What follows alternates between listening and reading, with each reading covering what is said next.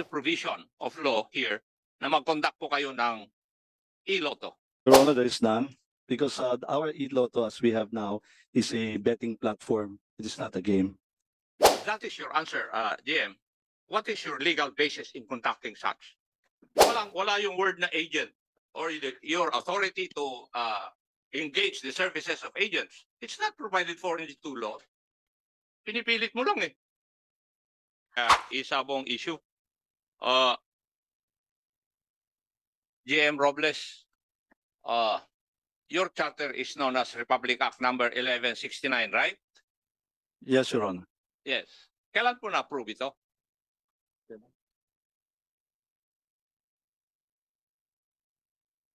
Originally 1935, Your Honor.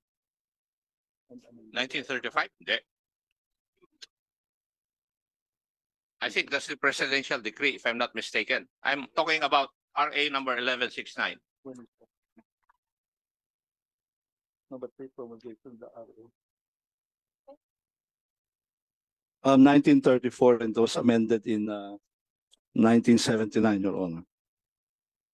Your charter was approved in, hindi ko alam kung sino yung nagsasabi po sa inyo. Siguro pag-aralin nyo ng gusto. Kasi I have a copy of Republic Act number 1169. Was approved on June 18, 1954. Hindi po 1934. So pag-aralin Apologies, Your nyo Honor, po. it was 1954. Opo. And it was amended. Correct po yung sinabi nyo by BP number 42 approved in September 24 of 1979. Tama? Yes, Your Honor. Now, may I ask, is there any provision of law here na mag-conduct po kayo ng e-lotto?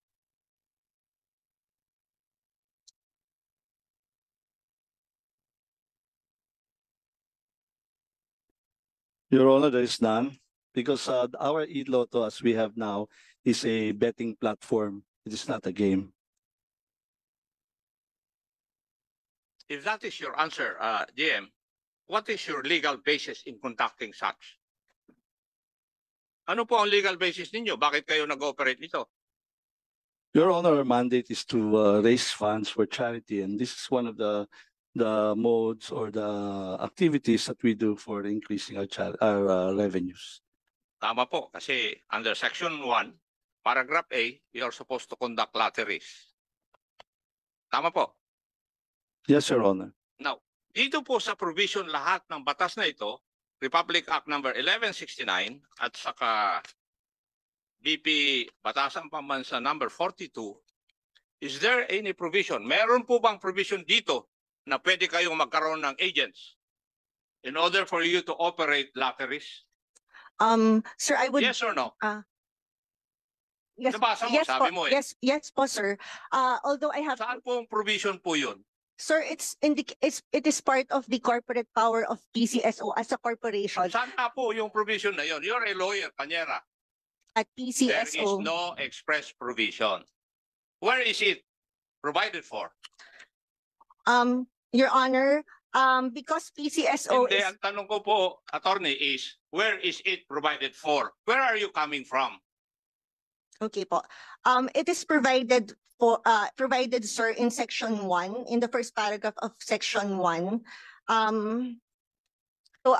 Your Honor, I respectfully submit that since PCSO is a government-owned and controlled corporation or a government corporation, it has all the corporate powers provided for under the Corporation Code, Your Honor.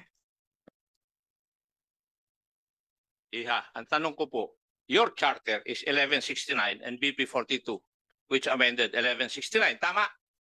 Yes po, That it was is an amendment. That is your charter, giving you all the powers and functions. Tama po ba? Yes, Your Honor. Pero does it give you the power to come up with agents? Yun po ang tanong ko. Your Honor, what I can say here is that since PCSO is also a corporation, it can only act through natural persons or in some instances juridical persons. And in this case, we had to, as part of its mandate, we had to engage agents to be able to perform our legal mandate to raise funds for the government, Your Honor. Ang sagot po ninyo, attorney, puro in general terms eh. I'm asking for the specific provision wherein you're given the power in order for you to function pursuant to Section 1 of 1169 na mag-operate kayo ng lottery. Kasi there's no question na pwede kayong mag-operate ng lottery. But for you to hire agents, I think that is not provided for by law. Di po ba? Wala yung word na agent or your authority to engage the services of agents. It's not provided for in the two laws. Pinipilit mo lang eh. Your Honor, that is the position of PCSO that we can engage agents under our based on our charter and as I our agree. I agree.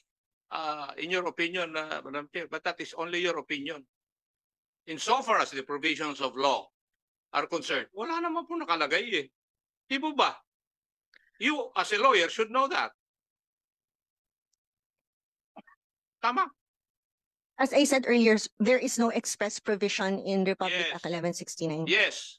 You provided it in your 2020 IRR. Or you don't know that? If Your Honor is indicating, is referring to section, to the 2020 STLR, RIRR, it provides the procedure on how PCSO will operate a small town lottery.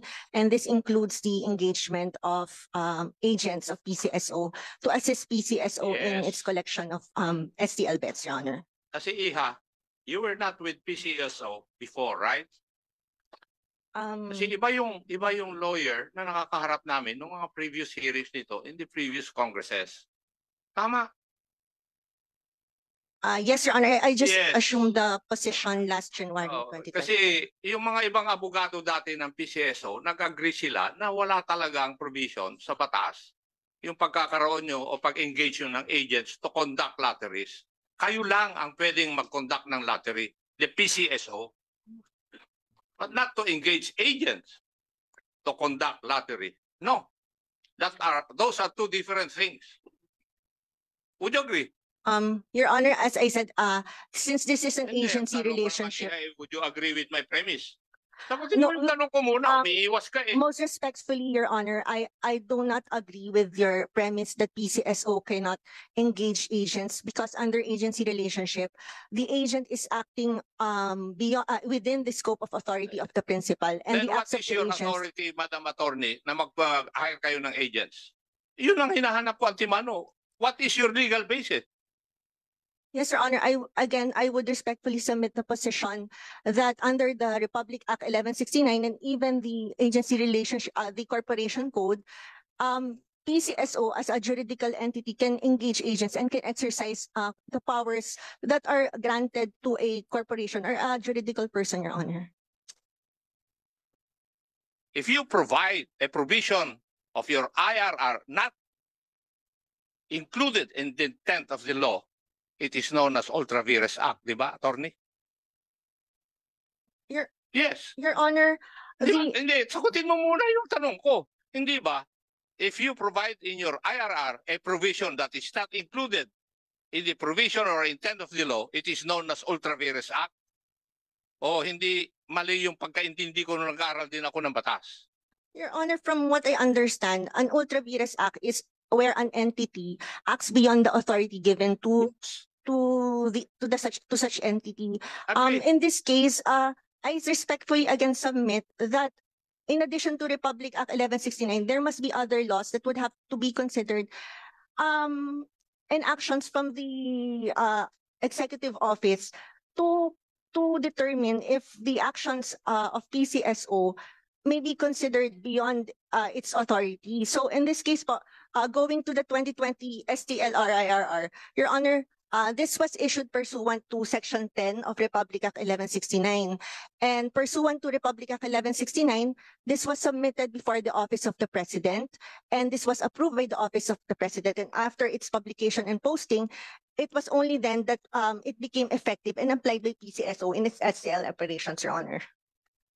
We all know that. You know why, Madam Attorney? 2016 pa ito iniimbestigahan eh. I was then congressman din. Inumpisa na natin itong problema na ito eh. Hanggang ngayon, ito pa rin ang problema. Yung authority ninyo.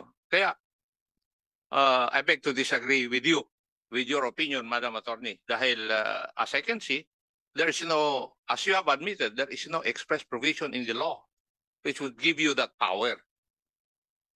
And you put it in your RIRR. And when you do that, the provision that you put there is considered an ultra vires act. The income of the PCSO was 29.6 billion. Yes, Your Honor. Yes. And what is the basis of this and where did this come from? This come from the GMRR. GMMRR, Yes, Your Honor.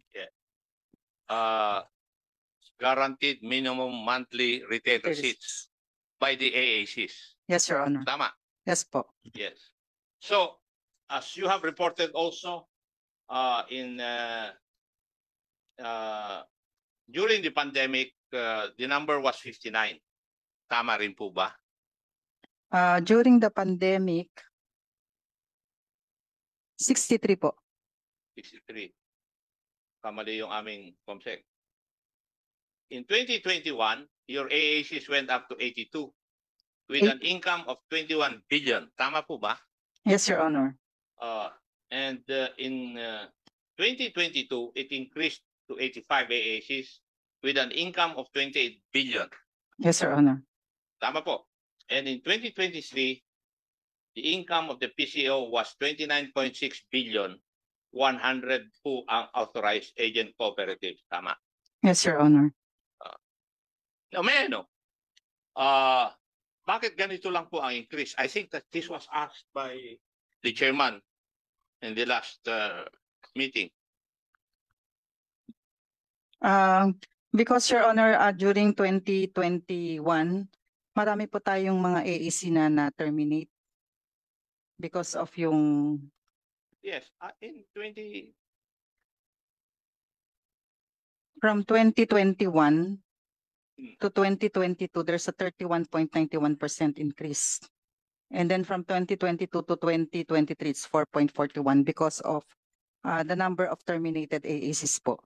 Now, yung pong pag-increase ng GMMRR ng mga AACs, how is that determined? Based on the PMRR set baseline of the PCSO, the 30% of the voting population times minimum wet times 30 days po. Hindi po ba ito dapat ay based dun sa collection ng AACs? Yes. Hindi That's po ba why po, yung pag-increase ng GMMRR would be based dun sa pag-increase ng collection ng mga AACs? Are you trying to tell me na pag ganito na lang yung GMMRR ko hindi na mag-i-increase kahit na lumalaki yung collections ko? Hindi po, Your Honor. Pag nagkaroon po tayo, sometimes po nire-review po ng SCG yan, and then pag subject po sila for renewal, nag-i-increase po ang GMRR ng ating mga AACs po. How do you determine the increase kung hindi nyo alam yung actual increase ng collections po nila? Based on the voting population po. So pag hindi nag-increase yung voting population, hindi po kayo hindi po nag-i-increase yung GMMRR. Kasi doon po ang basehan ninyo yung voting population hindi yung increase in actual sales.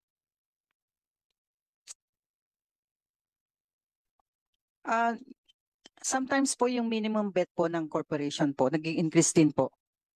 Hindi po yun ang katanungan ko kasi sa tingin ko kasi nalulugi ang gobyerno Malaki ang lugi ng gobyerno nito, Madam Gabuyo. Sa tingin ko dahil ang basihan lang ninyo is yung number of voting population.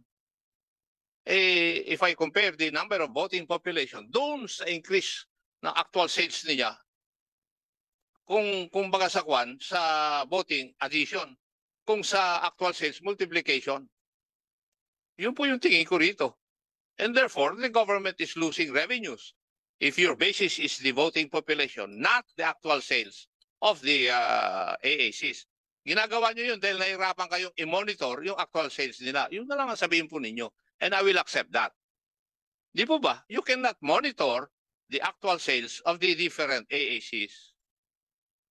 You do not have that capability. Hindi man lang ninyo dinevelop since 2016 up to now. With the help of DICT, pwede naman gumawa ng application na pwedeng i-monitor yan eh. Di po ba? Madam Gabuyo? Yes, Your Honor, I agree po. Yes. Ikaw naman eh. Kaya nalulugi ang ating gobyerno rito. Now, let's leave that topic.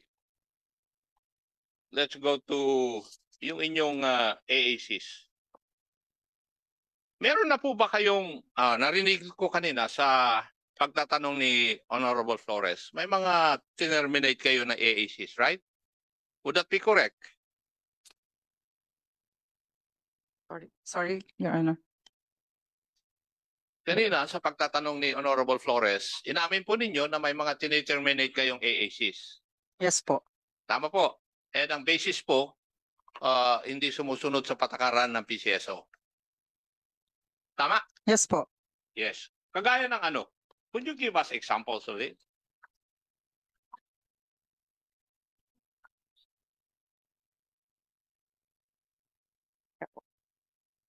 Ano ba yun? We have AACs that failed to remit their GMRR. And then meron din pong mga violation for change of officers na hindi po without the approval of the PCSO Okay. shareholders po. Yes. Now, may I ask, meron po ba kayong terminate na AAC na nagko-conduct ng bookies? Meron po yung sa Out of the 100 or sa terminate nyo, nasa akin yung listahan eh, ng terminate ninyo dito. Kung sa listahan na ibinigay nyo po sa amin, na terminate ninyo from National Capital Region, Northern and Central Luzon, Southern Tagalog and Bicol Region, Visayas, and Mindanao, ilan po kayang AACs ang terminate ni po ninyo? Because of them engaging ng bookies. just one, Your Honor, it's yung Negros Oriental po. Iisa lang. Samantalang sinasabi ng PNP na ang daming AACs na nagko-conduct ng bookies. Iisa lang ang na-terminate ninyo. When in fact, you have terminated so many AACs for other violations other than conducting bookies. Bakit kaya? Ano Because po ang dahilan? wala po kasi kaming nare-receive na report coming from PNP for the illegal gambling po. General That Peralta, involved the AACs po. General Peralta, you Yes, are the official representative of the new Chief Philippine National Police. Tama po ba? Yes, sir, Your Honor. Sir. Sir, according to my directors of investigation and operations, every time our chiefs of police will conduct operations, they are literally coordinating with the local managers of PCSO. So in this effect, they were able to submit reports to PCSO. No, Madam Gabuyo. Narinig po ninyo yung sagot ng PNP na hindi po totoo yung inyong statement na wala po kayong nare-receive na report galing sa kapulisan. Sino kaya nagsasabi ng totoo?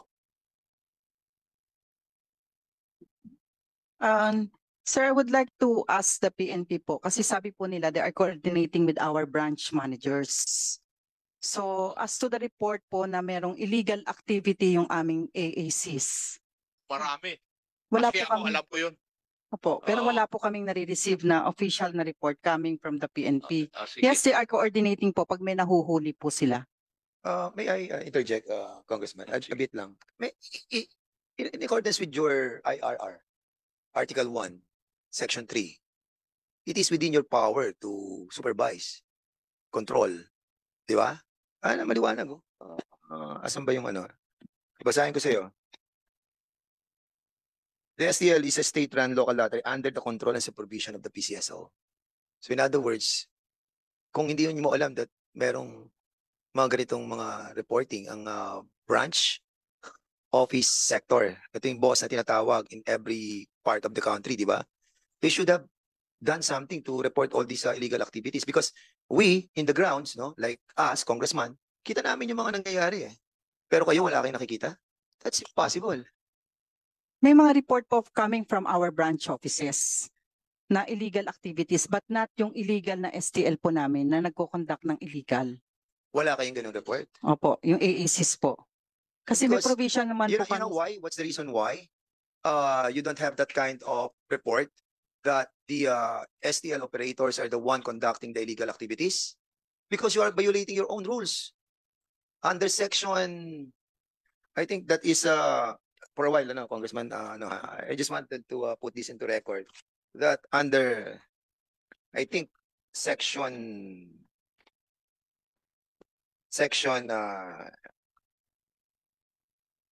ayan, section 18, your own IRRR. Yung updated list nyo ng sales force nyo and employees with their corresponding ID numbers and specimen.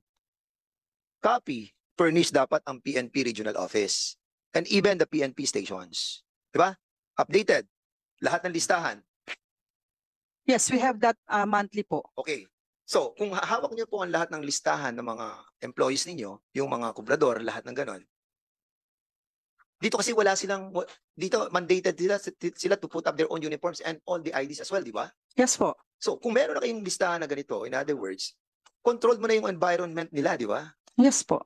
So, ang dami na uhuli na PNP, pero nangyayari, hinahabol nyo lamang yung yung issuance of certificate that they are actually a certified employees of that operator. Based on our records Because po. in the last hearing that we conducted, doon nagkakaroon ng problema yung mga PNP officers natin. Na kapag sinasubmit yung pangalan, saka pa lang kayo nag-i-issue ng tinatawag na certification that they are actually a part of that AAC. Whereas yung submitted na hawak nila, wala naman yung mga pangalan doon. That's the reason why they're filing cases against them. Ay, In that case, Ms. Gabuyo, you are violating your own rules. If ever that they have apprehended and they're filing cases, dapat kung anong hawak lamang nila na listahan that updated, yun lang dapat.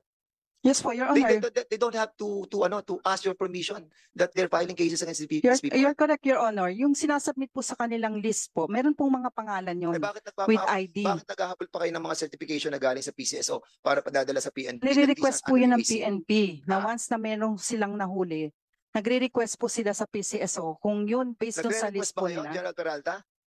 Or you don't need to ask permission from the PCSO dahil in accordance with their own rules and regulation, copy furnish kayo ng listahan ng AAC.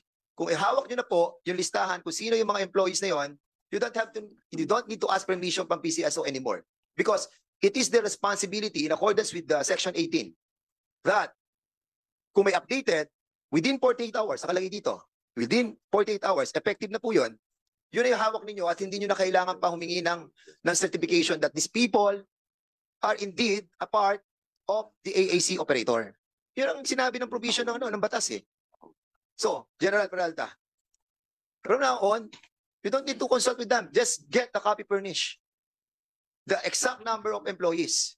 Kasi kung hawak nyo na yung exact number of employees at hindi in-update ng PCSO sa inyo, within 48 hours upon the NCR department that they will be receiving all these documents from the AAC, then, tuloy nyo na yung kaso. Yes, Kasuhan sir. na lahat. Yes, Your Honor, Is it we clear? will do that, sir. Yes, sir. And then, PCSO, dapat ina-update nyo ang PNP every now and then. Kung meron sila idadagdag, meron silang babawasin, ayan, ang liwanag. We have receiving copies po And from even all these STL booths, ayan nakalagay dito, updated list of existing STL station and STL booths, copy furnish the PNP regional office and the Yes. PNP station. We are doing that po. We are providing, the AAC is providing them a list Okay. So, Congressman ako, hindi,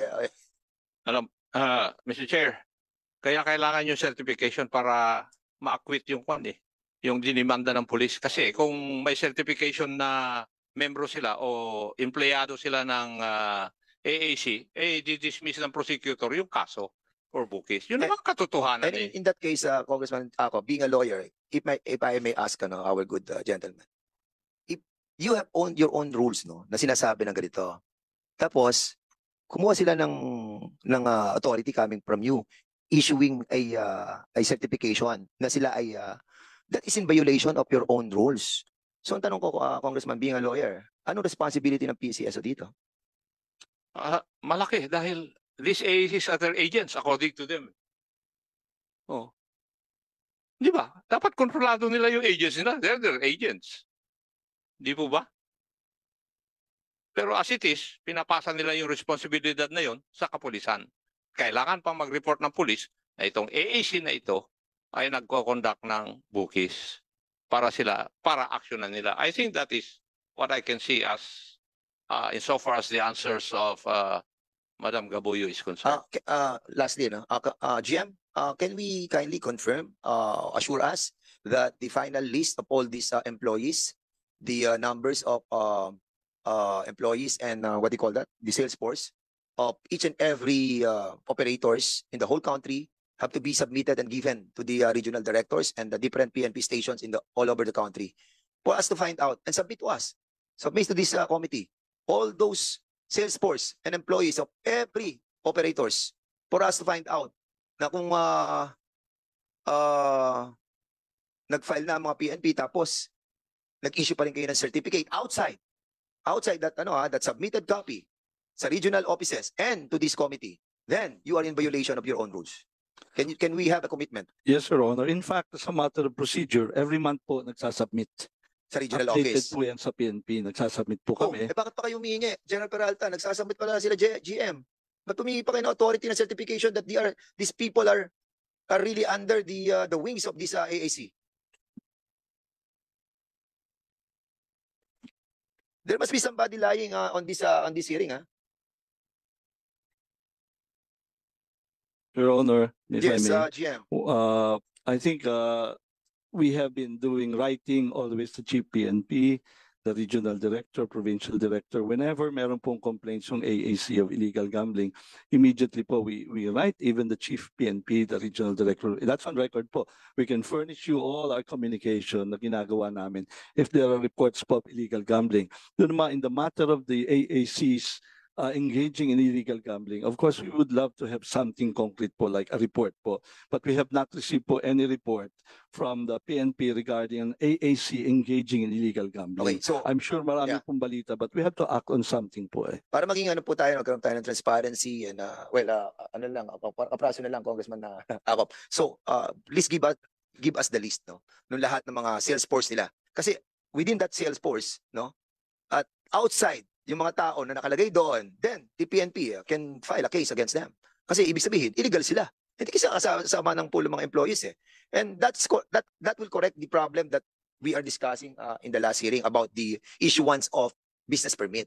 Kasi kung meron tayong sales force na hawak natin lahat, no? The oversight power of this committee, and then the PNP, the regional office, the PNP station, the PCSO, then kita na natin na itong mga empleyado at itong mga STL booths.